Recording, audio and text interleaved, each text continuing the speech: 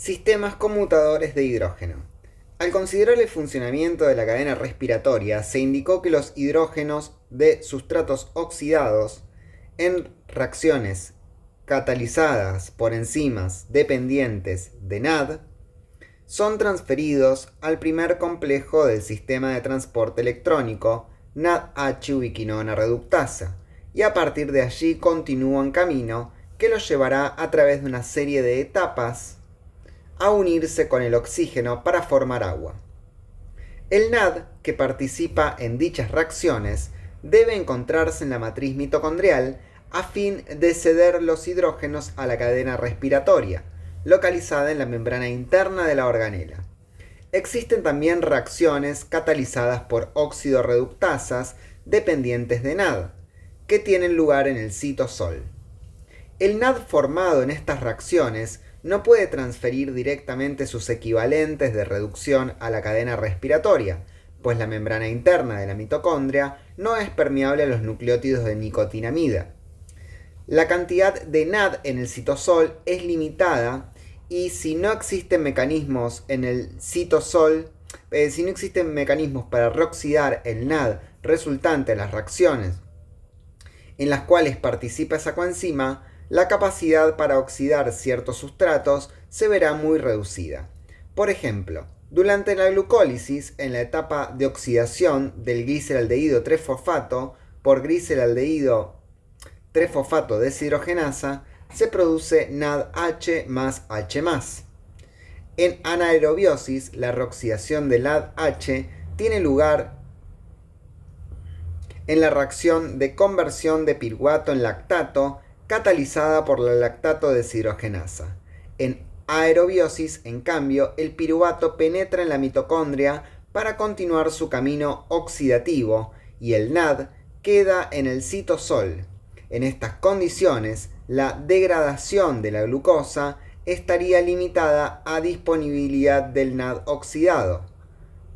Si toda la coenzima citosólica se reduce, la glucólisis no puede proseguir. La impermeabilidad de la membrana mitocondrial interna al NAD exige la existencia de sistemas de transferencia indirecta, llamados sistemas lanzadera o conmutadores, que hagan llegar los equivalentes de reducción a la cadena respiratoria. El funcionamiento de estos sistemas requiere 1. Presencia en el citosol de una óxido reductasa dependiente de NAD, capaz de reoxidar el NADH, transfiriendo los hidrógenos a un sustrato aceptor.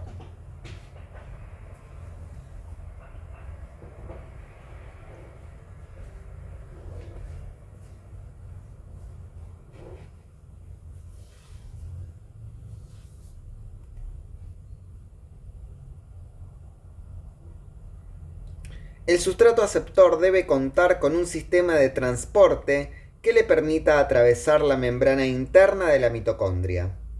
3. El aceptor debe ceder los equivalentes de reducción a la cadena respiratoria en la mitocondria, para lo cual es necesario la existencia en la organela de una enzima capaz de oxidarlo.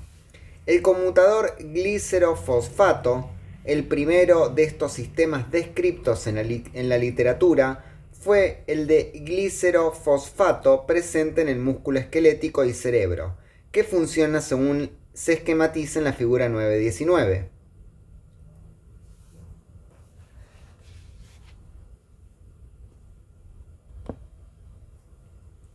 Figura 9.19. Representación esquemática del sistema conmutador de hidrógeno de glicerofosfato, GPDH, glicerol 3-fosfato deshidrogenasa. En negro, enzima citosólica, en rojo, la mitocondrial.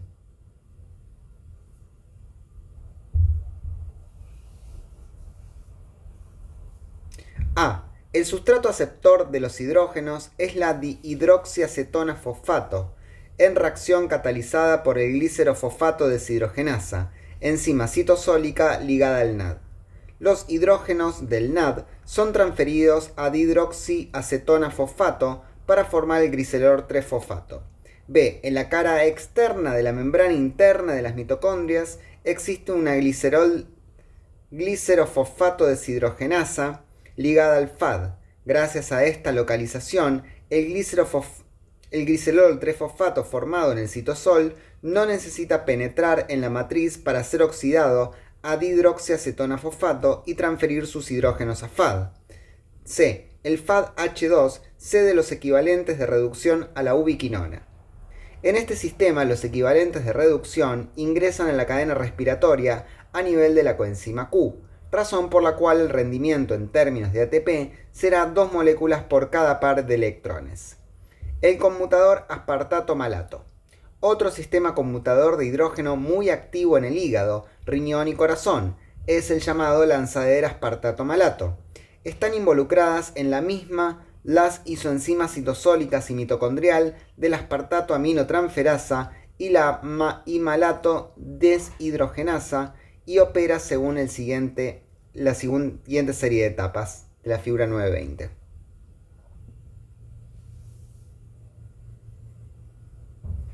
Representación esquemática del sistema conmutador de hidrógeno aspartato-malato. AAT. Aspartato aminotransferasa, MDH, malato deshidrogenasa. En negro enzimas citosólicas, en rojo las mitocondriales. A. Por transaminación entre L-aspartato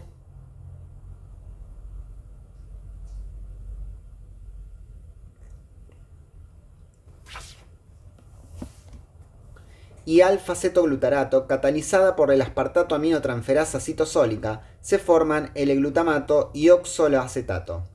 El oxaloacetato, en reacción catalizada por malato deshidrogenasa citosólica, acepta 2 hidrógenos de NADH citoplasmático. Como producto se forman la NADH positiva y malato. El malato penetra en la matriz por el sistema transportador dicarboxílico de la membrana interna. C. Dentro de la mitocondria, el malato es oxidado a oxalato por malato deshidrogenasa mitocondrial, cediendo sus hidrógenos al NAD de la matriz. El NADH formado transfiere equivalentes de reducción al sistema transportador de electrones de la membrana interna. D. El oxalacetato participa en la reacción de transaminación con L-glutamato, catalizado por la aspartato aminotransferasa mitocondrial, que forma L-aspartato y alfa-cetoglutarato. E. El aspartato y el alfa-cetoglutarato disponen en la membrana interna de sistemas de transporte que le permiten salir hacia el citosol. A su vez, el L-glutamato citosólico ingresa en la matriz. Se cierra así un ciclo que permite transferir hidrógenos de NADH desde el citosol a la cadena respiratoria, con malato como intermediario portador. En este caso, los hidrógenos son recibidos en la matriz mitocondrial por NAD. Por lo tanto, el par equivalente de reducción generarán 3 moléculas de ATP cuando sean transferidos a la cadena respiratoria. Formación de productos de reducción parcial del oxígeno.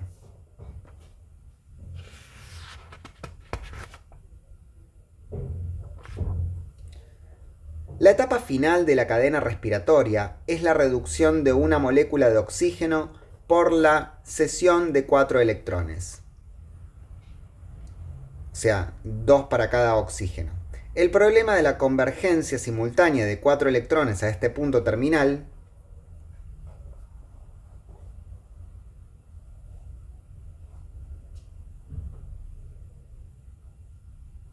es de gran importancia, pues si la reducción del oxígeno no es completa, se forman productos tóxicos, con acción deleteria sobre moléculas constituyentes de las células. Estos productos tóxicos son los llamados las especies reactivas del oxígeno. Las siglas de la literatura en inglés son ROS, Reactive Oxygen Species, que comprenden peróxido de hidrógeno y los radicales libres. El radical libre es un ion o grupo neutro de átomos que posee uno o más electrones no apareados. Se indican con un punto arriba y a la derecha la notación del átomo o átomos constituyentes del radical. El superóxido oxígeno 2 y el hidroxilo. El peróxido de hidrógeno y el anión superóxido se forman en las reacciones que normalmente ocurren en los organismos. El anión superóxido es el resultado de la reducción incompleta del oxígeno. Una molécula de O2 adquiere un electrón. Los radicales hidroxilo se generan por interacción del peróxido de hidrógeno con el anión superóxido. sea, peróxido de hidrógeno más el anión superóxido a oxígeno más oxidrilo como radical libre y el oxidrilo normal. Los radicales hidroxilos son mucho más reactivos que el peróxido de hidrógeno y el anión superóxido y por lo tanto son más tóxicos. Se cree que la toxicidad del superóxido y del peróxido de hidrógeno se debe a su capacidad de generar radicales hidroxilo. La mayoría de las moléculas orgánicas que actúan como sustrato en las oxidaciones presentan electrones con spin antiparalelo. En cambio, el oxígeno molecular tiene dos electrones no apareados con spin paralelo. Se dice por eso que es un birradical.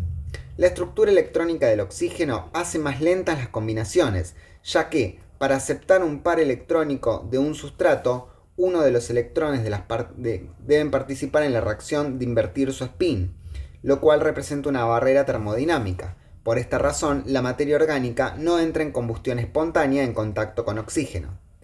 Las enzimas ligadas a coenzima NAD o NADP catalizan la transferencia desde el sustrato a un par de electrones con spin antiparalelo. Para que el NAD o el NADP pueda ceder sus electrones al oxígeno, uno de los electrones que tiene que invertir su spin. Restricción de spin.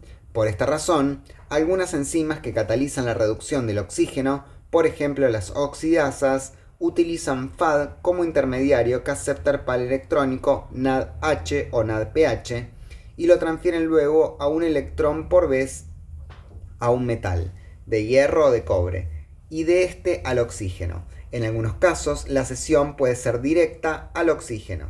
La estrategia para disminuir las restricciones que impone el spin es proceder a la reducción del oxígeno incorporando un electrón por vez, como sucede en la reacción catalizada por citocromo oxidasa. Pero por otro lado, este mecanismo crea la posibilidad de formar especies reactivas de oxígeno. Los radicales libres pueden reaccionar indeterminadamente con cualquier molécula, sustraen electrones y generan nuevos radicales libres. Se habla en estos casos de reacciones en cadena. El radical hidroxilo, o H puntito arriba, es una especie reactiva más potente. El peróxido de hidrógeno, aunque no es más potente. El peróxido de hidrógeno, aunque no es un radical libre, puede generar el radical hidroxilo en presencia de hierro u otros metales de transición, por la llamada reacción Fenton, que es hierro más 2 más peróxido de hidrógeno da hierro más 3 más oxidrilo más radical libre oxidrilo.